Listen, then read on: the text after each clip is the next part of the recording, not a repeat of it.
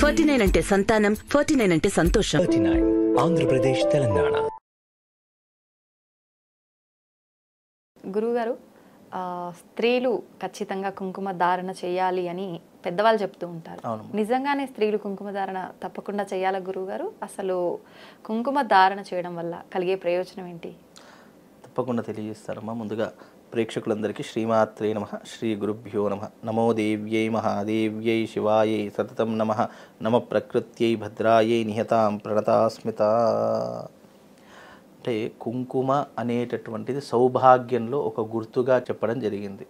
పెద్దవాళ్ళు ఏది చెప్పినా కానీ ఊరికే చెప్పలేదు.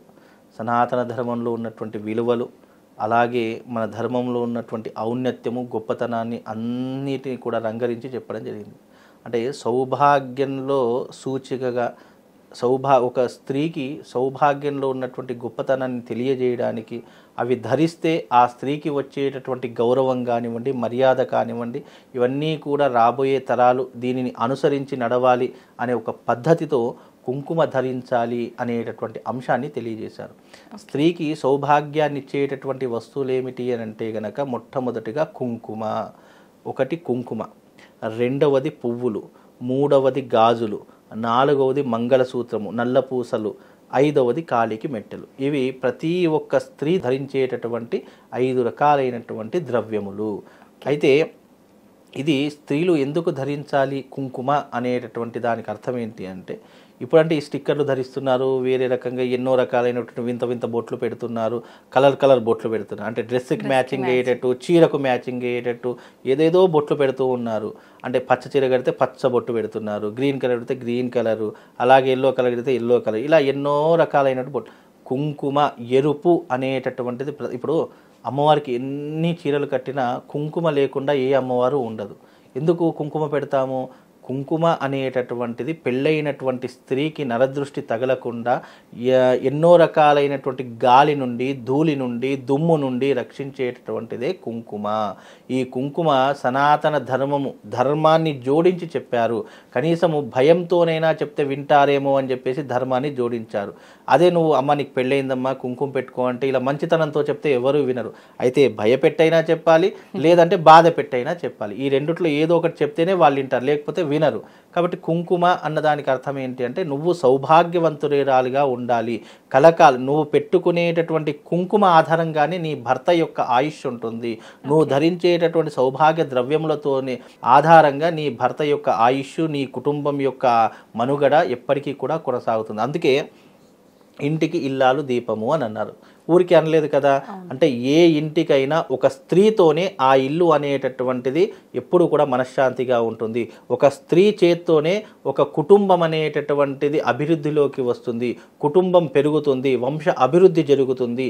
ఏదైనా జరగాలంటే అది కేవలం స్త్రీతోనే సాధ్యపడుతుంది. అలాంటి స్త్రీ మంగళకరమైనటువంటి ద్రవ్యములు గనక ధరించడం ద్వారా ఆ ఇంట్లో ఎప్పుడూ కూడా మంగళకరంగా ఉంటుంది. మంగళం అంటే ఏంటి? శుభము. మంగళం అంటే ఏంటి? అదృష్టము. మంగళం అంటే ఏంటి? ఒక అద్భుతమైనటువంటి యోగము. ఇన్ని రకాలుగా కలిగి ఉన్నటువంటి మంగళకరమైనటువంటి ద్రవ్యములు ధరించడం ద్వారా కుటుంబానికి మంచి జరుగుతుంది, భర్తకు మేలు జరుగుతుంది, ఆ స్త్రీకి గౌరవం దక్కుతుంది. ఎన్నో రకాలైనటువంటి గౌరవ మర్యాదలతో పాటు ఆ స్త్రీ సాక్షాత్తు అమ్మవారి యొక్క స్వరూపంగా కనిపిస్తుంది. ఎప్పుడైనా మీరు చూడండి, మనం ఎప్పుడూ కూడా టిక్లీలు ధరించి ఒక్కసారి కుంకుమ ధరిస్తే ఆ మొహంలో ఒక రకమైనటువంటి విధానం కనిపిస్తుంది. మీరు ఎప్పుడైనా ఏ స్త్రీకైనా గమనించండి, కుంకుమకు ఈ టిక్లీలకు చాలా వ్యత్యాసం ఉంది. నువ్వు ఎన్ని రంగుల టిక్లీలు పెట్టినా, ఎన్ని రంగుల స్టిక్కర్లు పెట్టినా అవన్నీ కూడా కుంకుమ ముందు దిగదుడిపే. కనుక నువ్వు ఎప్పుడైనా గుర్తుపెట్టుకో, కుంకుమ అనేటటువంటిది నీలో ఉన్నటువంటి సౌందర్యాన్ని పెంచడానికే కాదు, మీలో ఉన్నటువంటి జ్ఞానాన్ని పెంచడానికి కూడా, అదృష్టాన్ని పెంచడానికి కూడా, కుటుంబం యొక్క విఘ్నతను పెంచడానికి కూడా ఆ కుంకుమ అనేటటువంటి ధరించుకుంటే స్త్రీకి గౌరవం పెరుగుతుంది. స్త్రీకి గౌరవం ఎందుకు వస్తుంది? వేసుకునే బట్టల ద్వారా, మనం ధరించేటటువంటి ఆభరణాల ద్వారా, మనం పెట్టుకునేటటువంటి స్టిక్కర్ల ద్వారా, మనము పెట్టుకున్నటువంటి ఈ యొక్క అనేక రకములైనటువంటి వస్త్రధారణ వల్ల ఇలా ఎన్నో రకాలైనటువంటివి స్త్రీ ధరిస్తుంది. కాబట్టి ఆ స్త్రీకి అంత గౌరవం. నువ్వు అన్నీ వేసుకొని కుంకుమ పెట్టుకోకపోతే అది అంటే భర్త చనిపోయినప్పుడు ఏ విధంగానైతే నిన్ను చూస్తారో ఆ రకమైనటువంటి విధానం నీలో ప్రేతకళ కనిపిస్తుంది. కనుక నువ్వు ఎప్పుడైతే కుంకుమ ధరిస్తావో అప్పుడు నీ శరీరంలో అమ్మవారు కొలువై ఉంటుంది. అందుకే స్త్రీని సాక్షాత్తు అమ్మగా చూడాలి, అమ్మవారి స్వరూపంగా ఆరాధన చేయాలని ఊరికే చెప్పలేరు కదా. అవన్నీ ఎలా వస్తాయి? నువ్వు ధరించినటువంటి వేషధారణ వల్లనే నీకు గౌరవం ఏ రకంగా ఇవ్వాలి అనేటటువంటిది నీకు జరుగుతున్నటువంటి ఒక విద్వతగా చూడాలి. ఆ రకమైనటువంటి విధానాన్ని అలవర్చుకోవడానికే కుంకుమ ధరించుకోవాలి. పెళ్ళైనటువంటి స్త్రీలు ముఖ్యంగా ధరించవలసినటువంటి విధానాలు కూడా కొన్ని శాస్త్రాలు చెప్పారు. పెళ్ళైనటువంటి స్త్రీ నుదుటి యొక్క 2 కనుబొమ్మల మధ్య కుంకుమ ఉండాలి.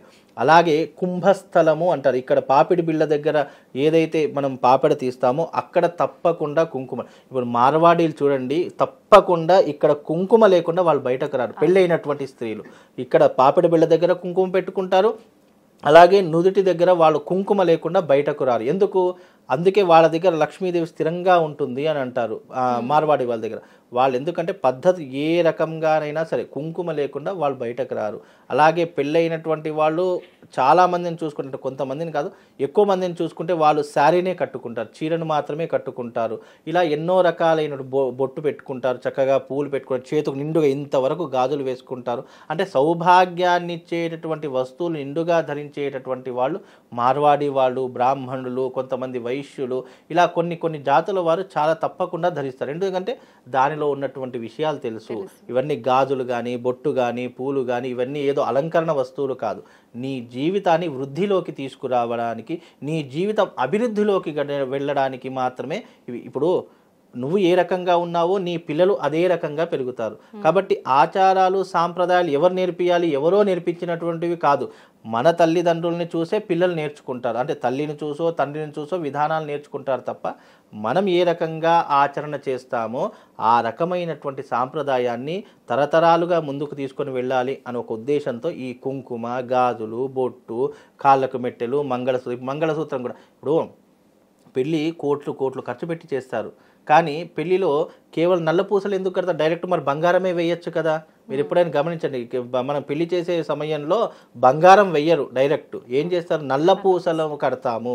ఎందుకు అంటే ప్రతి ఒక్క స్త్రీకి నల్ల పూస, ఎంత బంగారం ఉన్నా నీ మెడలో నీకు పెళ్ళయిందని గుర్తుపట్టడానికి నల్ల పూసలు లేకపోతే గనక నీవు పెళ్లి కానటువంటి స్త్రీ కింద ఉంటావు. ఎందుకు? ఇవన్నీ కూడా అరే ఈ అమ్మాయికి వివాహం అయ్యింది, ఈ అమ్మాయిని మరో ఉద్దేశంతో చూడకూడదు, మరో ఉద్దేశంతో భావన చేయకూడదు అనేటటువంటి అంశంలో కూడా చూస్తారు ప్రజలు. ఎందుకంటే ఇప్పుడు పెళ్లి కానటువంటి స్త్రీని ఎన్నో రకాలుగా చూస్తూ ఉంటారు, అదే పెళ్ళైనటువంటి స్త్రీని కొంతమంది ఆ ఉద్దేశంతో చూడరు. కాబట్టి ఇక్కడ ఉద్దేశం కూడా మార్పు చెందకూడదు. ఒక స్త్రీ మనం మాతృస్వరూపంగా చూస్తున్నాము, ఒక సోదరులాగా భావిస్తున్నామంటే బికాజ్ వాళ్ళు ఎందుకు కాళ్ళకు చూసి మట్టెలో, లేక మెడలో చూసే పుస్తక మట్టెలో ఏవో ఒకటి చూసి అరే అమ్మాయికి వివాహం అయ్యింది అనే ఒక సద్భావనతో కొంతమంది ఉంటూ ఉంటారు. కనుక ఇవన్నీ కూడా మనిషి నుంచి, ఒక సమాజం నుంచి ప్రొటెక్షన్గా కాపాడుకోవడానికి పనికొస్తుంది. అలాగే ఒక స్త్రీని మనం గౌరవించడానికి కూడా పనికొస్తుంది. కాబట్టి ఇవన్నీ కూడా సనాతన ధర్మంలో ఒక కుంకుమకే కాదు, కుంకుమ తప్పకుండా ధరించాలి. అలా ధరించడం ద్వారా మీకు కీర్తి ప్రతిష్టలు పెరుగుతాయి, వంశం అభివృద్ధిలోకి చెందుతుంది, మీరు ఒక ఆదర్శవంతురాలుగా ఉంటూ ఉంటారు, ఎంతోమందికి ఒక జ్ఞానాన్ని సంపాదించే విధంగా ఉంటారు. కాబట్టి కుంకుమ అనేటటువంటి ధరించాలి. సౌభాగ్య వస్తువులో ఒకటే ఈ కుంకుమ. కనుక కుంకుమ ధరించడం వల్ల మంచిదే తప్ప చెడేమీ లేదమ్మా. థ్యాంక్ యూ గురుగారు. శ్రీమాత్రే.